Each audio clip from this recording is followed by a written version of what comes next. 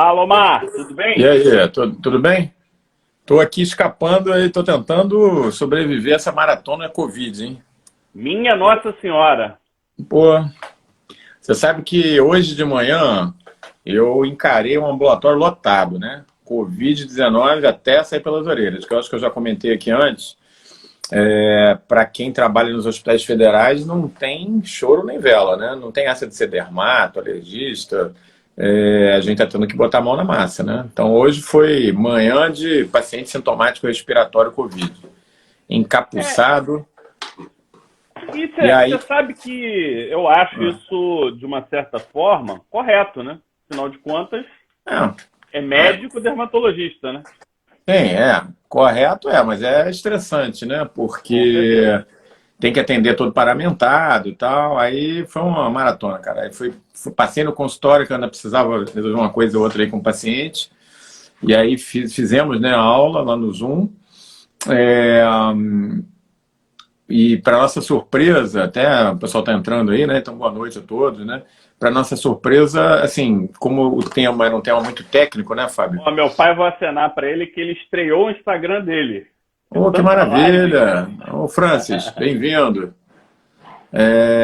Tem que se orgulhar aqui do seu filho, hein, que está fazendo um trabalho fantástico aqui. A gente está se encontrando toda noite. Que bom ter você aqui, Glaucia, tá a família toda, né?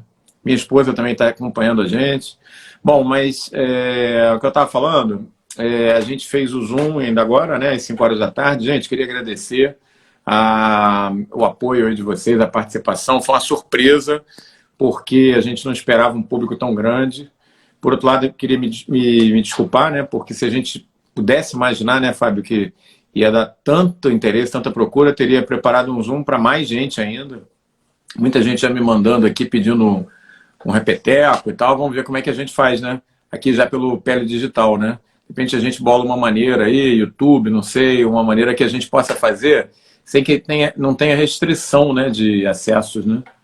Porque eu acho A gente que está aprendendo, né? Estão tá aprendendo muito aprendendo, nesse é. processo. Sabe o que acontece, gente? Toda essa ferramenta aí de internet é nova, né? A gente tá aprendendo. Você vê, depois do convite aqui do Fábio para a gente juntar forças e tocar o pele digital, eu vou falar para vocês, eu fui lá comprar o meu ring flash.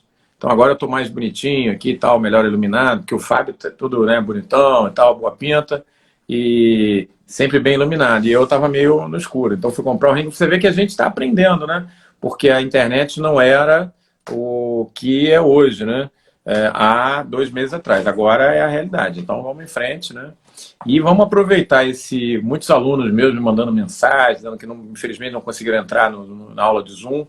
Fiquem tranquilos, a gente vai dar um jeito aqui pelo Pele Digital de levar essa informação a vocês. Já existe desde ontem à noite, meia-noite, uma versão mais simples da aula que eu coloquei hoje online, né? Já no Tá muito boa, YouTube. eu assisti.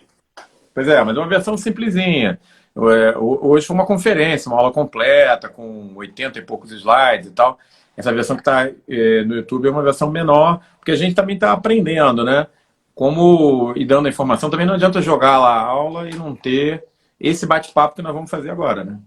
Inclusive, eu queria fazer até uma pergunta, né? Porque tem colegas já experientes que estão participando com a gente e tem colegas que são graduandos, ou seja, futuros médicos, e tem recém-médicos, ou seja, acabaram de se graduar. Inclusive, a gente sabe que tem uma geração de pessoas que adiantou, né? Um grupo que adiantou formatura e já está com a mão na massa. É E verdade. aí eu vou te perguntar, na tua concepção, a gente deveria começar lendo tudo o mais complexo ou você gosta dessa ideia de ver uma versão mais suave e aí aprofundando à medida que você vai aprendendo sobre o assunto? Então, Fábio, eu acho que assim, isso que tem norteado a gente, né? Você chega lá, mas chega com calma, né? Então, se você tem um acesso a uma coisa muito complexa de saída e não tem um tutorial, né? Não tem uma coisa te acompanhando de perto, eu acho que corre o risco de você desanimar. Imagina você pegar imunologia, imunopatogenia de Covid, um negócio complicado, aí começa a decorar interleucina e tal, vai estudar receptor de superfície celular. Eu acho que tem que ir aos poucos, né? Você tem que ir ganhando ritmo, né? Eu acho que isso é para tudo. Então, por isso que a gente tem feito dessa maneira, tem colocado as aulas online com antecedência, uma versão mais simples, uma versão que eu gosto de chamar de pocket, né? Versão pocket, é que nem aqueles livros nos Estados Unidos. Você pode comprar a capa dura, bonitão, você pode comprar a versão pocket, né? Menorzinha e tal. A versão pocket, para que a gente possa, então, ter essa discussão. Essa discussão, acho que tem sido muito rica, né? E aí, nesse ponto, eu quero dar os parabéns aqui em público ao Fábio, que tem, assim, bolou toda essa forma de trabalho, que eu, graças a Deus, acho que estou conseguindo me adaptar. E aí eu acho que talvez a gente possa ter um segundo step, aí, um segundo momento em que a gente voltaria a esses assuntos com mais profundidade. É assim que eu imagino que é a melhor forma. Eu acho que se a gente tivesse ensaiado, a gente não teria tido tanta harmonia quanto a gente está tendo, né? Porque realmente, nessa intensidade, sem estresse, é muito difícil. E, por enquanto, está tudo indo muito bem. Mas agora chega de blá, blá, blá, deu tempo do pessoal entrar. Vamos até assim, agora vamos começar com o nosso top 5. Vamos a lá. gente sabe que Covid a gente vai ter que aprender muito ainda, a coisa está acontecendo o tempo todo, mas cada vez mais a gente está se sistematizando para aprender. Agora, já que a gente vai começar, vamos começar no começo. Como é que acontece o coronavírus, que é um vírus que recebe o nome da coroa, né? Coronavírus, e, no caso, por que morcego, né? Tem até grupo estudando morcego, eles vão lá tirar pedacinho do morcego. Por que os morcegos? Então, eu acho que isso aí é bem legal, né? O morcego é um ponto fundamental em virologia, tá? Porque é transmitido pelos morcegos um monte de infecções virais. Todos os coronavírus têm origem nos morcegos. Ebola, tem um vírus que é mortal também, lá no Sudeste Asiático, chamado vírus Nipah, mas muito mais do que isso. Agora, olhando os dados, se chegou à conclusão que o vírus da hepatite B e o vírus da hepatite C tiveram sua origem em morcegos. Por que isso acontece? Por que eles são animais especiais, né? Não é só porque eles são feios, não. Primeira coisa, eles têm aquela coisa de viverem milhões. Você vai numa caverna, uma caverna grande, você vai ter não milhares, mas milhões de animais vivendo juntos, todos colados. Então, obviamente, a troca viral entre eles é tremenda. Além disso, todos os animais de voo, se você já pegou uma ave, pegou uma galinha na mão, eu tenho uma arara de bicho de estimação, se você pegar ela, você vê que ela é quente, ela é muito mais quente do que a gente. A temperatura corporal de um animal que voa é por volta de 41, 42 graus, porque o metabolismo tem que ser acelerado por causa do voo. Então você junta a tempestade perfeita, você junta um animal que é comum, né? A gente não vê tanto o morcego, porque ele voa mais à noite, ele fica nas frestas e tal, mas se admite que 25% do total de roedores são morcegos, em termos de brutos, né, de animais, de roedor, Bastante, né? desculpa, de mamíferos.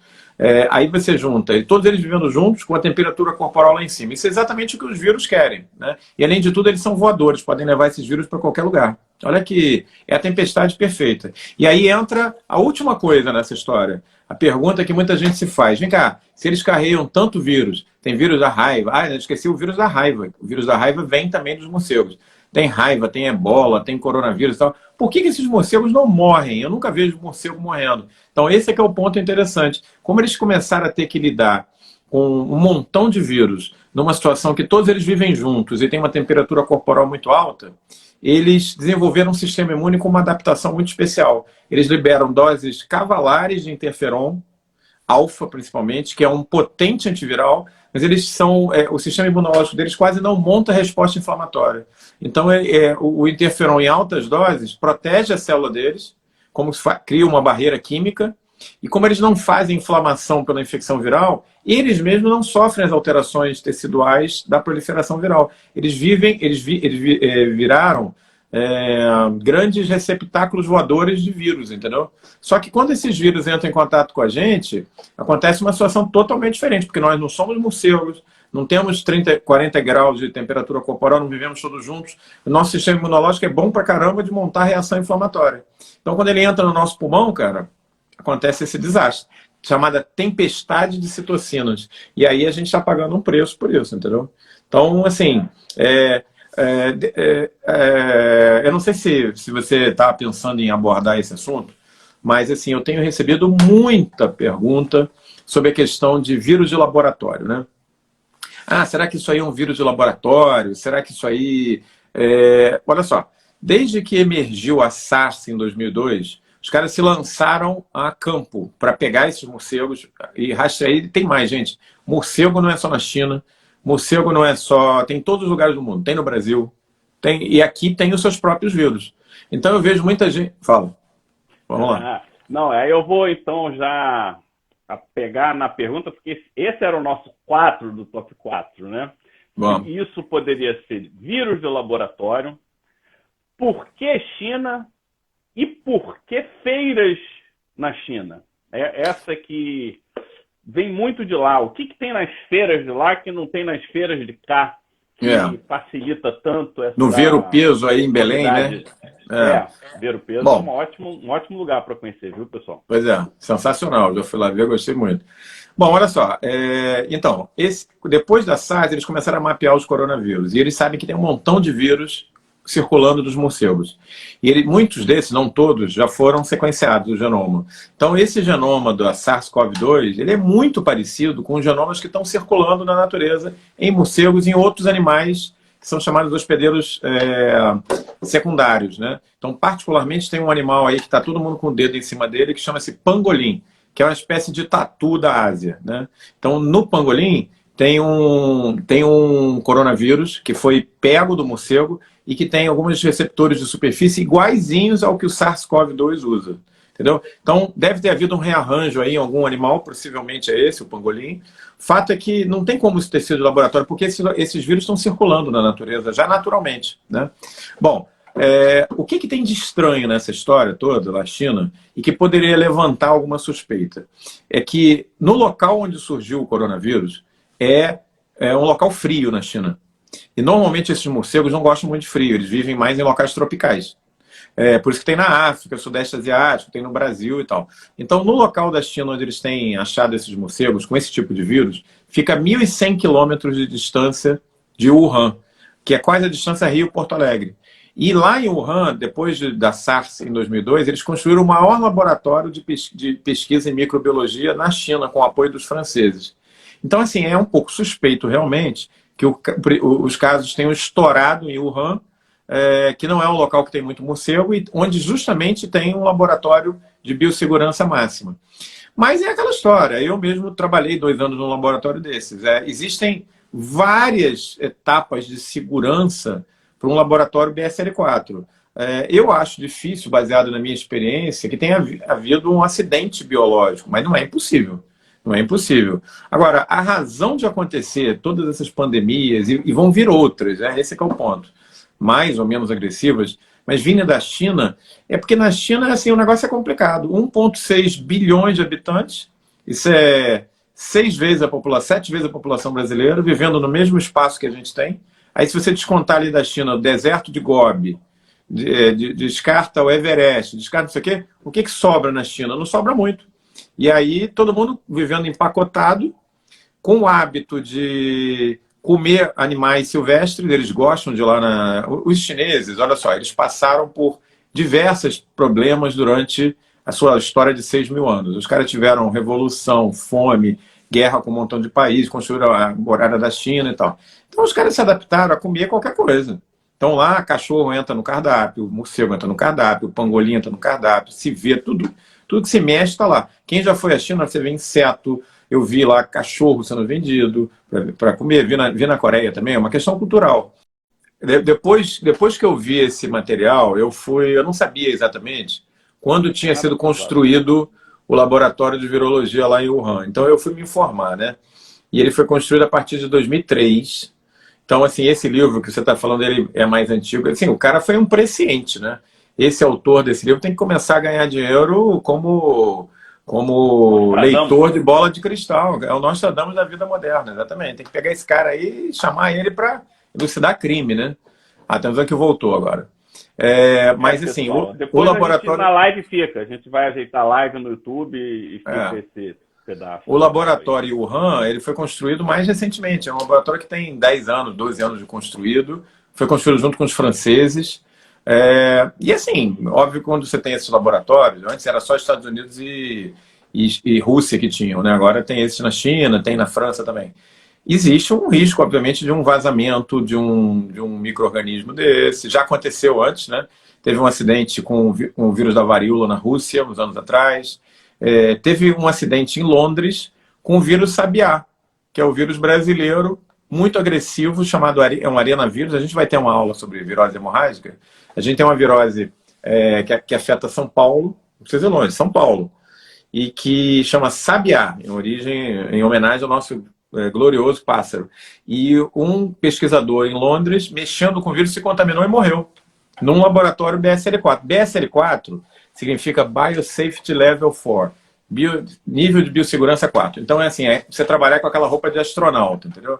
Que, por sinal, é extremamente desconfortável. Se a gente acha ruim a máscara, trabalhar com aquele troço é horrível, entendeu? Mas, assim, quem mexe tipo mesmo... astronauta. Quem mexe mesmo com esses vírus mais agressivos... Eu trabalhei no BSL-4, mas eu não trabalhava com vírus nível 4, né? Eu trabalhava com herpes. Mas era no mesmo local, então a gente entrava... eu fui lá dentro, botei a roupa e tal. Mas no meu dia a dia eu não usava aquela roupa toda porque não precisava. O herpes é um BSL-2. Então ele é um vírus tranquilo de trabalhar, né? O BSL-4 é ebola, ele é mortal, né? A gente tem aqui no tropical um nível 3. Pois é, O 4 já dá uma... nível 3 você está pegando justamente alguns rotavírus, você pega arenavírus, né? E tem vários aqui no Brasil, tá? Micobactéria. Aqui em São Paulo, ó, São Paulo tem um monte deles. Juquitiba, para quem tem casa lá em Juquitiba, tem um vírus em Juquitiba, por isso tem esse nome, vírus Sabiá. Mas isso aí é assunto para outra aula. Então, estão perguntando aqui, profilaxia, aí vem o nosso top 3 de hoje, vai ser o seguinte. Top 3. Uma das grandes preocupações é a transmissibilidade desse vírus. Na verdade, esse vírus ele enganou geral, porque ele chegou light, uma mortalidade proporcional baixa, os sintomas relativamente discretos e que uma pequena parcela paga o preço. E aí ele foi passando e chegou no mundo todo. Essa que é a grande verdade, ou seja, a falta de agressividade dele talvez seja uma das coisas mais agressivas que esse vírus tem. E aí, toda hora a gente tem uma nova informação, né? Como transmite, quem transmite, por quanto tempo transmite, se todos transmitem igual, se tem diferença e se uma pessoa pode ou não pode pegar de novo. Então eu queria perguntar para você, como é a transmissão dessa doença, o que são aqueles super disseminadores, a gente pode pegar a doença de novo? Então, vamos lá, olha só, eu vou tirar aqui o meu celular do pedestalzinho aqui e vou mostrar aqui na aula que eu dei agora os dados, dados de ontem à noite, 27/4 a 21h54, hora de Greenwich. Total de casos, 3 milhões, total de mortes, 201 mil, total de recuperações, 1 milhão. Esses são os dados atuais, tá? De ontem, na verdade, das últimas 24 horas. Então, ele é um vírus que ele não tem a infectividade que tem, por exemplo, a varíola. Ele não tem a infectividade que tem o sarampo, né? Uma pessoa com sarampo pode contaminar milhares. Uma pessoa com varíola vai contaminar centenas. Uma pessoa com Covid-19 vai contaminar dezenas. Existe uma ordem de grandeza entre esses vírus. Só que diferente, como você falou, da varíola, que tem uma mortalidade muito alta, do sarampo, que imunodeprime muito, né? Ele foi chegando de forma... tanto é que muitos políticos até agora ainda não caiu a ficha e continuam achando que é uma gripezinha e tal. Então, assim... Lembrando que é uma doença nova, tem 4 meses, né? E os primeiros pacientes, nós temos aí a descrição de 916 mil pessoas oficialmente recuperadas. O que acontece? Existe uma diferença entre você se recuperar e você fazer anticorpos neutralizantes de boa qualidade. Você pode se recuperar meio barro, meio tijolo, entendeu? Fica mal pra caramba, não sei o quê, mas acaba que o teu sistema imune controla o vírus através de interferon, através de imunidade celular e através de imunidade humoral, o conjunto da obra. Agora, você pode ser aquele cara bom pra caramba. Você pega o vírus e você passa batido, entendeu? Essas pessoas que não têm sintomatologia respiratória, que não têm febre, que estão muito bem, saíram muito bem do coronavírus, elas valem ouro. Por que elas valem ouro? Porque a forma delas terem saído tão bem é elas sintetizarem um tipo de anticorpo que está todo mundo atrás, chama-se anticorpo neutralizante. Os bons anticorpos neutralizantes, algumas pessoas só que fazem. E isso vale ouro, sabe por quê? Porque você pode, olha só que legal, pegar essa pessoa que se recuperou, obviamente colher o sangue dela, extrair esses anticorpos e injetar numa pessoa que está mal pra caramba. Ela vai se recuperar. Isso é bom. Mas tem uma coisa ainda melhor.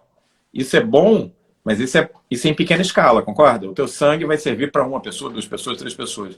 Mas imagina se a gente puder, do teu sangue, Fábio, que se recuperou maravilhosamente bem do Covid, você salvar milhares de vidas. Tem como fazer.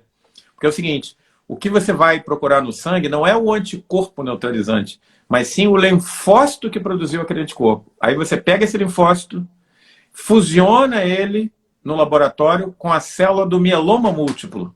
E você cria um negócio chamado hibridoma. Hibridoma é um misto do linfócito que produz anticorpo neutralizante com uma célula imortal do mieloma múltiplo. Sabe o que você faz com isso, Fábio? Você produz anticorpo neutralizante de qualidade maravilhosa para quem você quiser. E aí, olha só a parte mais legal da coisa. Sabe quem produz isso para gente? O tabaco. Você pega esse gene, você transfecta, que é o nome que a gente dá quando você transforma o tabaco com a informação que você quer. Então você obriga a célula do tabaco, do fumo. Por que a célula do tabaco? Porque ela é grande, ela é fácil de extrair, ela é fácil de cuidar, ela não tem muitas pragas, ela cresce muito rápido o ano todo. Então você transforma a folha do tabaco numa grande indústria de produção de anticorpos humanos. Aí, na hora de colher, cara, sabe o que você faz? Você colhe o tabaco. Você passa uma máquina, recolhe aquelas folhas todas, espreme as folhas, extrai o anticorpo e você trata quem você quiser.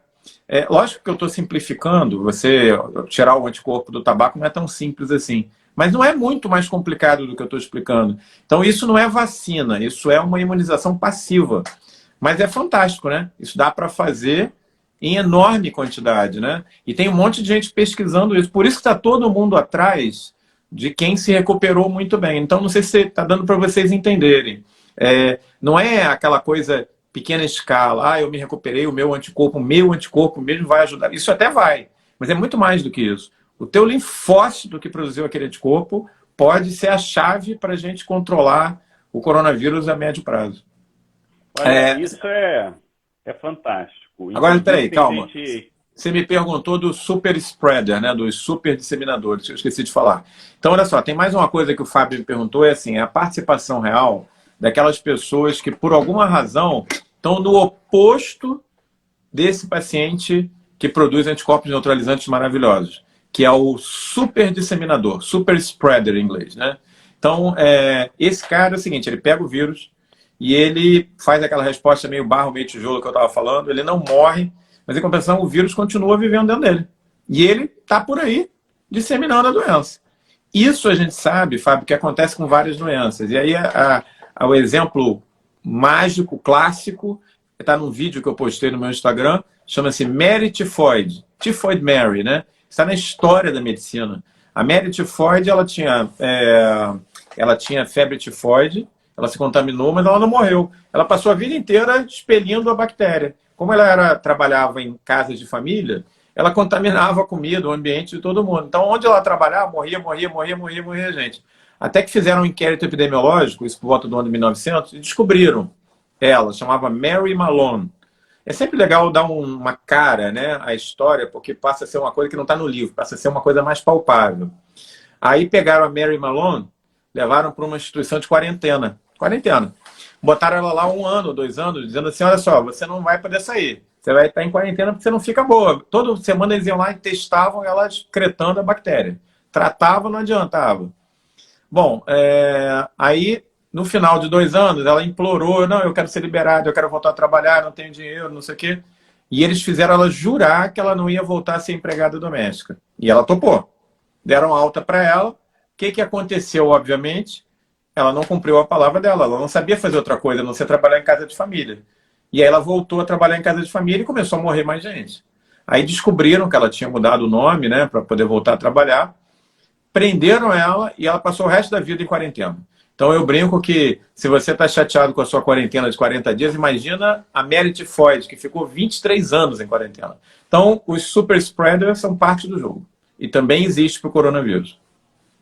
Olha, que tem gente querendo vender irmão aqui, que eu acho que deve ter tido coronavírus e evoluiu bem. Acho que vai ser uma boa mesmo, né? Vender quem já tem. Nossa, vale ouro. Ainda nessa linha, não estava dentro do nosso top 3, mas o pessoal está muito preocupado com a questão da reinfecção. Reinfecção. Qual que é a possibilidade? O que é exatamente segunda onda? Segunda onda são as pessoas que não tiveram, que passaram a ter, ou são pessoas que tiveram e voltaram a ter? Porque segunda, para mim, é uma coisa que acontece de novo, né? E o que significa essa segunda onda e o impacto de uma vacina ou de uma imunização passiva e segunda onda, se a gente já tem alguma informação relacionada. Então, essa história começou porque estão tendo alguns casos na Coreia, principalmente, de pessoas que tinham tido Covid, se recuperaram e voltaram a ter o quadro.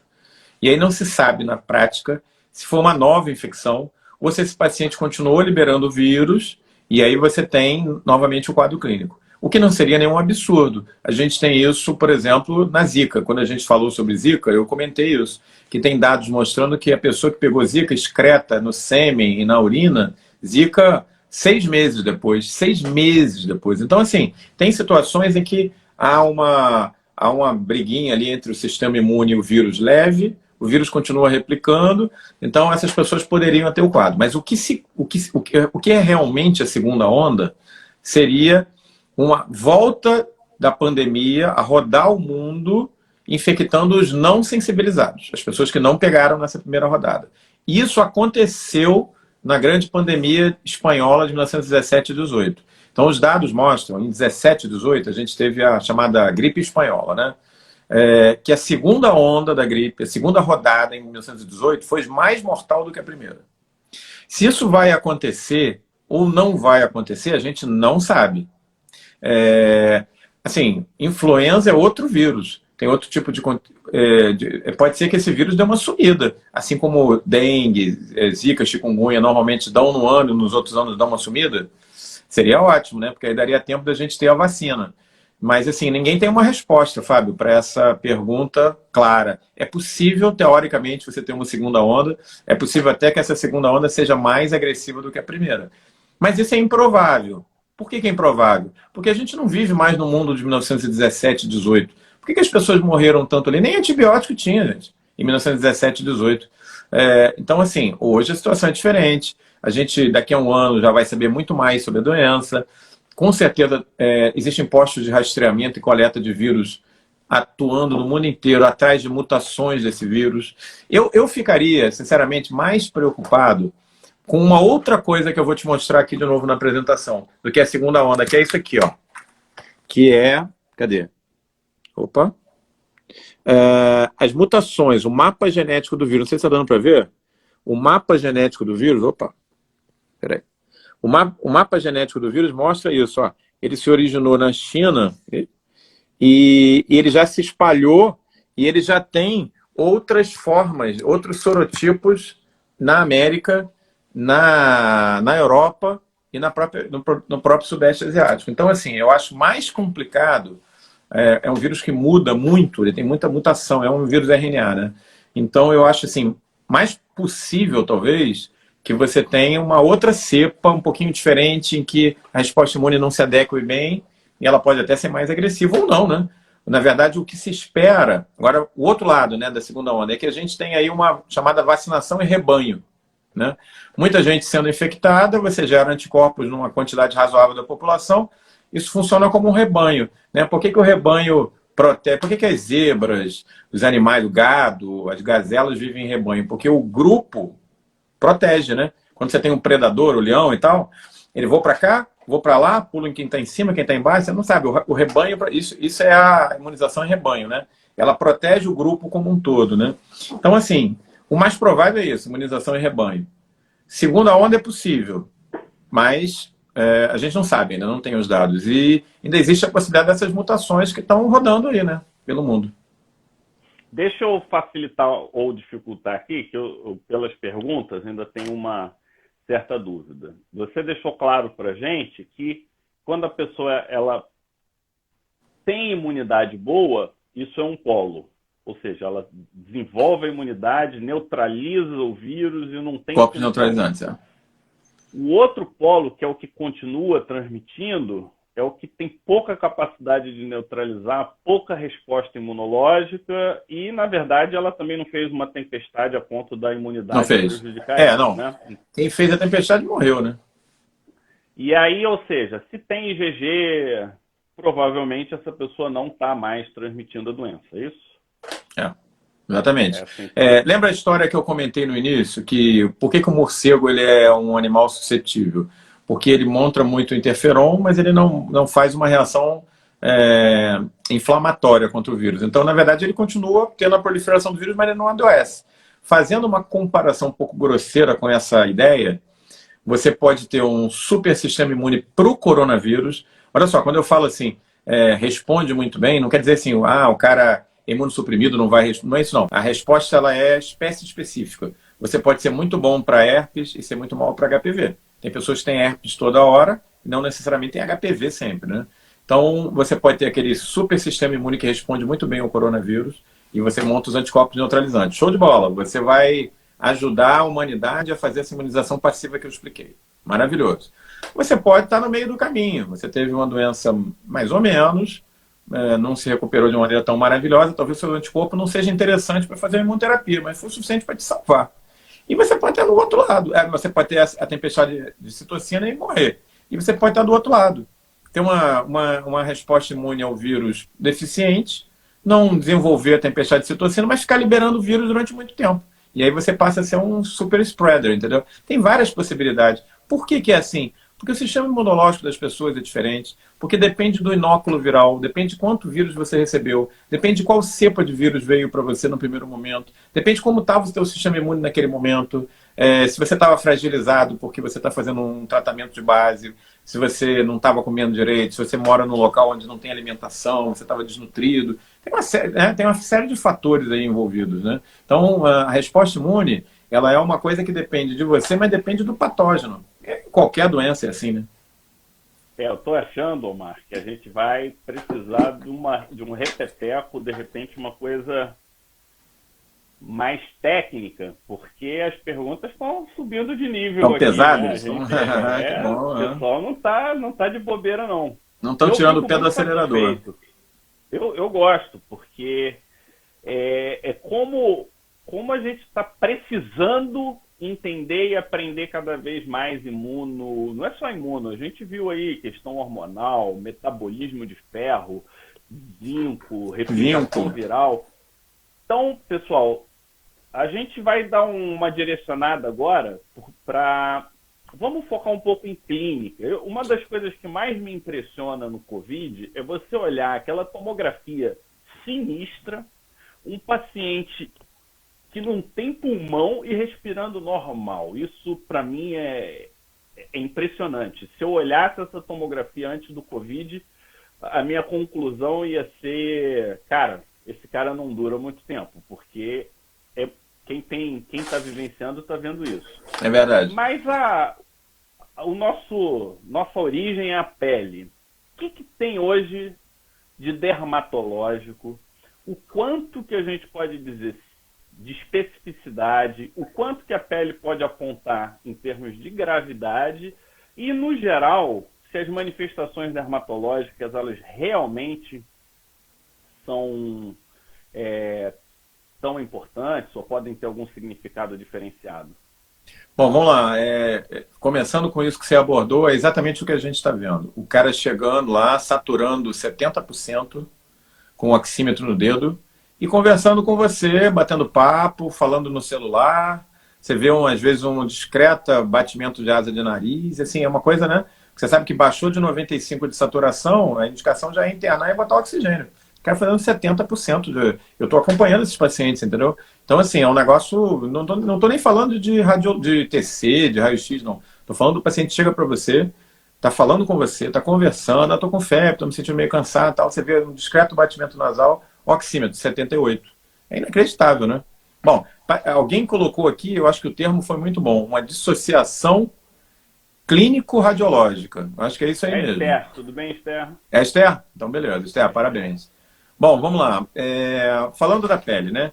Eu vou dizer para vocês, eu, no primeiro momento, quando eu vi aquele artigo que saiu no JAAD, da Tailândia, falando dos casos que eram dengue símile, eu fiquei muito desanimado, sabe? Porque é um artigo, vou dizer assim, um artigo de baixa qualidade, um artigo que não fotografaram, não biopsiaram, não fizeram PCR, não fizeram nada.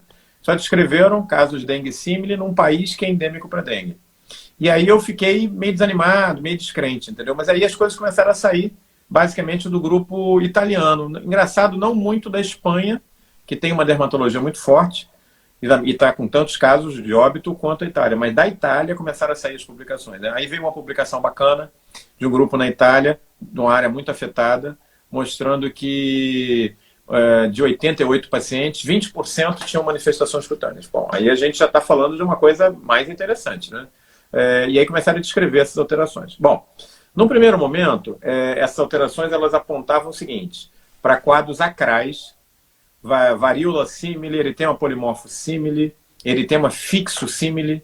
Até aí, eu acho que assim, esses pacientes têm febre, tem dor, tem mialgia, toma um monte de remédio. Você vê as fotos que estão circulando na internet, são fotos típicas de eritema polimorfo e eritema fixo. Então, eu acho que isso aí até pode ser explicado por uma farmacodermia, em alguns casos. Mas aí começaram a vir petequias, legal, alguns casos um pouco mais extensos de petequias, até aí você pode ter uma púrpura leucocitoclásica, até por fármaco também. Aí vieram as lesões de perniose. Essas começaram a me chamar a atenção. Perniose a gente não vê muito no Brasil, mas, assim, já é um negócio mais complicado de você achar que é farmacodermia.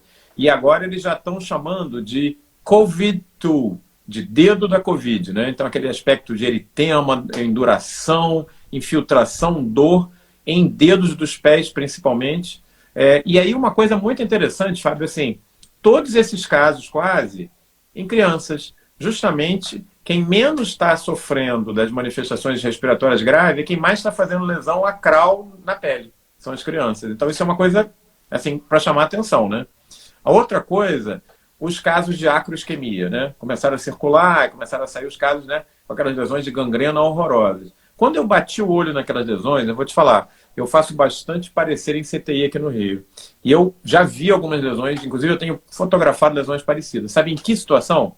Paciente em choque séptico por N causas, meningite, operou e fez uma sepse com pós-operatório, e aí vai para a amina vasoativa. E aí você tem extravasamento de amina na extremidade, né? Sai do vaso e você faz a gangrena. Então, meu feeling é que os quadros de acroisquemia que a gente está vendo são talvez mais relacionados ao uso de dobutamina, de amina vasoativa, do que propriamente do Covid, tá? Mas, assim, a gente não tem certeza disso ainda. Eu estou te dizendo isso, assim, tem um feeling que a gente acaba seguindo de acordo com a nossa experiência. Eu já vi aí talvez uns 5, 6, 7 casos de lesões muito similares àquelas de acroisquemia e que no final, pacientes com choque séptico por outras causas, tá?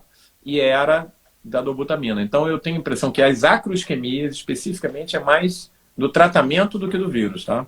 Mas eu posso estar errado, tá? Estou aqui, assim, a gente está num bate-papo, numa live, eu estou abrindo o coração. O que eu acho, eu já conversei com várias pessoas que estão em terapia intensiva, alguns concordam, outros acham que as doses que estão sendo usadas de dobuta não são tão altas.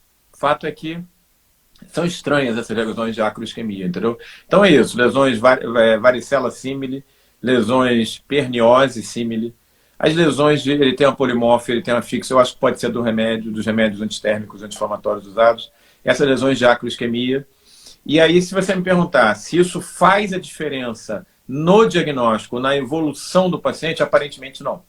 Até agora, aparentemente não. Obviamente que as acroisquemias são gravíssimas, né? Aquele paciente ali, ele vai para uma amputação, se não vai a óbito.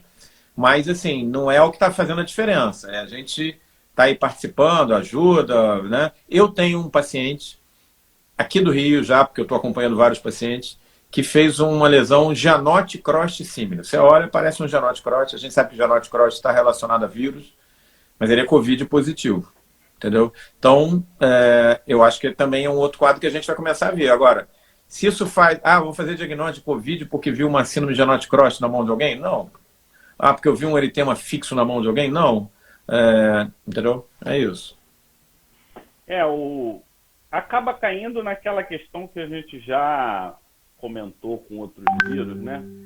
Estar associado, o quanto que ele está diretamente relacionado, porque, por exemplo, falou a amina vasoativa, a gente sabe que o coronavírus, ele influencia no sistema cardiovascular de alguma forma, sem entrar em detalhes, e é sempre mais um ponto, né? Então, entra com amina, naquela quantidade normalmente não daria lesão, mas no contexto de coronavírus passa Também. a dar.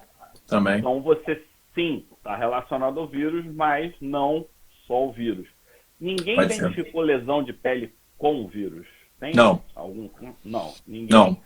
Eu vi alguns artigos já começando a sair em que mostram o histopatológico e aquele histopatológico, assim, um infiltrado linfocitário, assim, é HE só, né? O que precisa sair, mas aí, assim, a gente tem que entender que eu acho que não houve tempo hábil, né? É PCR, é procura, é hibridização, é PCR, é ver se o vírus está lá no epitélio, né?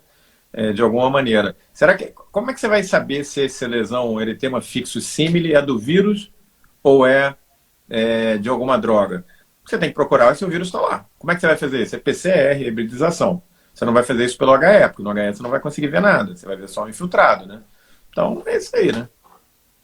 E eu muito pouco, mas falaram de urticária, já falaram de lesão herpes símile, porque faz umas vesículas. Também. Que cai no mesmo saco, né? Como é que a gente vai interpretar? Tem também descrição de erupção maculopapulosa, rasco cutâneo, tem descrição de urticária, tem algumas descrições de urticária. Do grupo que eu acompanho aqui no Rio, a gente já deve ter aí umas 20 manifestações dermatológicas. Eu tenho esse Gianotti Cross, que o pessoal está perguntando aqui, até de Gianotti Cross. Um caso só, tá? É um adolescente, assim, um rapaz de 20 e poucos anos, não é mais adolescente. Urticária, talvez uns 4 casos, erupção maculopapulosa, mais uns 4, lesão, assim, petequial em extremidade, só 2, não vi nada de acroisquemia. Então, assim, por isso que eu desconfio um pouco dessas descrições de acroisquemia. Eu acho que ali é mais do tratamento do que do Covid mesmo, entendeu? Mas, assim, a confirmar, né? Como eu sabia que eu não estou trabalhando igual você com Covid, aí eu entrei em contato com o pessoal da Infecta que tá atendendo. O que eles veem? Rache, e lembram os da dengue, os raches daqui. Aquele eritema, quando você palpa a mão assim... O edema, né? Um edema. Tem até uns que tem umas ilhazinhas, eu não estou autorizado a mostrar as imagens porque são deles, mas eles me mostraram. E assim, é um rache bem inespecífico. Peteca eles veem, mas não viram mais nada. Livedo, e, né? Assim, tem a descrição de livedo. Mas eles não viram aqui livedo. Eu também não peguei, não. E, assim, a interpretação dos infectos que estão trabalhando aqui, que o rache nem vale a pena mexer. Eu perguntei, não quer fazer umas biópsias e tal, só para a gente já ir aprendendo. O pessoal aqui não está valorizando muito e está ajudando muito pouco em relação à conduta, está ajudando muito pouco em relação a prognóstico, ou seja, vai aparecer o racha aqui, então vamos ficar atentos, porque essa pessoa vai evoluir mal, vai evoluir bem. Resumo, é um rache viral inespecífico pela interpretação do pessoal daqui, e em termos de conduta, os critérios que eles usam de gravidade são os critérios, e a pele influencia muito, muito pouco, diferente do da dengue, porque dependendo do que aparece na dengue, a gente sabe que é critério de gravidade, inclusive, né? Então, isso é o que a gente sabe nesse momento. Mas aí eu gostaria de falar das falácias, dos vieses, né? Como a gente está tão focado com gravidade, não morrer, tal, algumas coisas passam batido. Então, acho que esse é o momento, acho que a partir de agora que que a gente vai começar a entender um pouquinho mais da pele no coronavírus, né? E os outros coronas davam lesão de pele? O MERS? Olha, não, Ah, não. Na verdade, você tem aí uns 5 coronavírus agora circulando na população humana. Tem um que, olha só, a gente fala, parecendo que é uma coisa muito atual, né?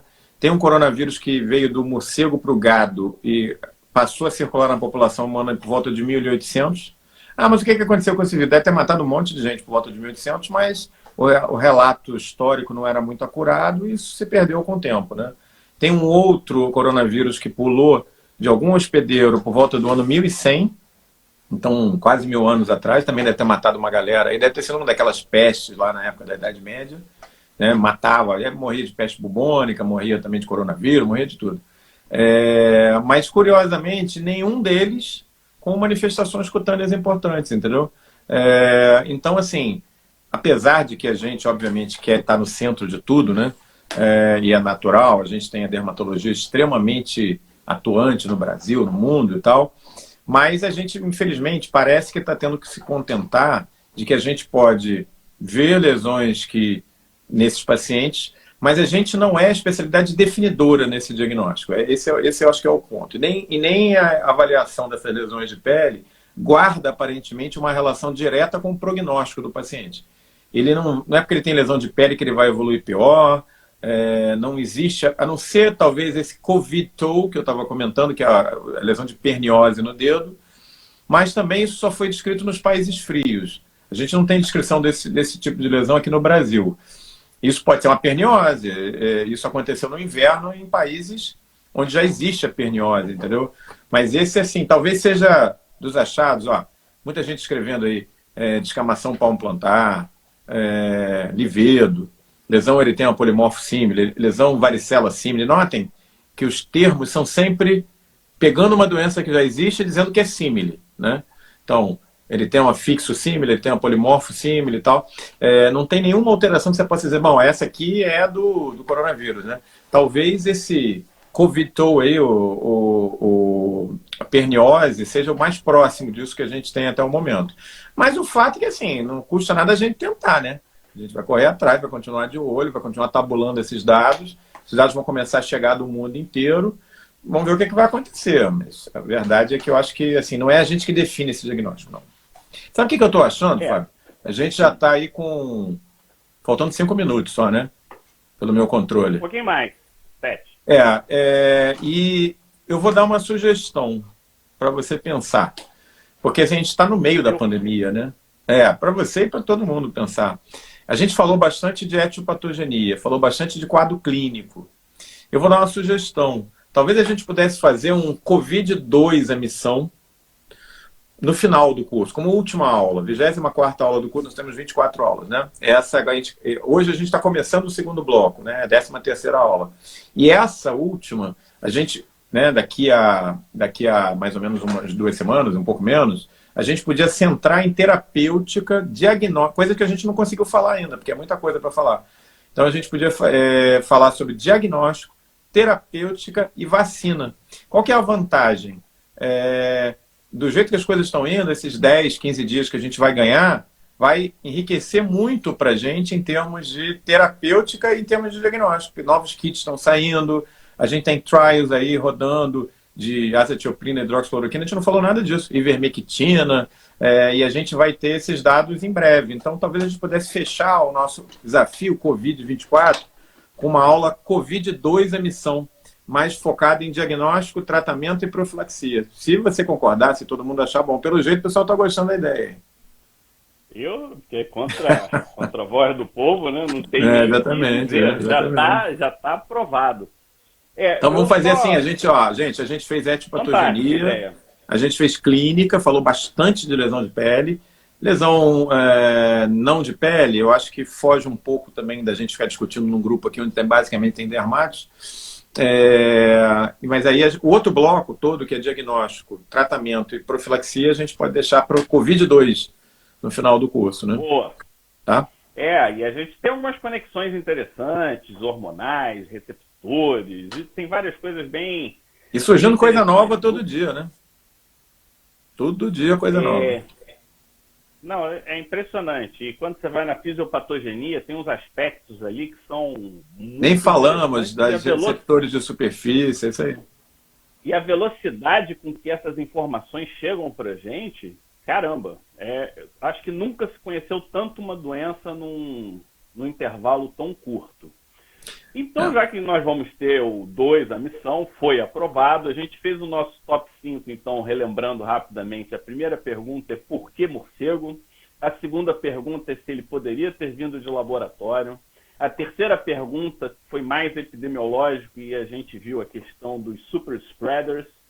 Aí as manifestações dermatológicas, então, a gente viu agora, vimos que nesse momento ainda é cedo para a gente ir valorizando eles são mais inespecíficos e talvez indiretamente relacionados e pouco provável que estejam diretamente relacionados a uma infecção viral, mas vamos esperar. Agora, nesse momento, eu queria a tua visão filosófica, essa vai ser o top 1 de hoje. Como vai ser a nossa relação entre as pessoas, profissionais e pessoais, a partir desse momento? Então, olha só, para a gente terminar esse assunto hoje, eu queria botar um assunto para vocês pensarem junto com a gente. Alguns países na Ásia, como a Coreia, como Singapura, como a China, como o Japão, não estão fazendo quarentena em larga escala como nós. Por que não estão fazendo?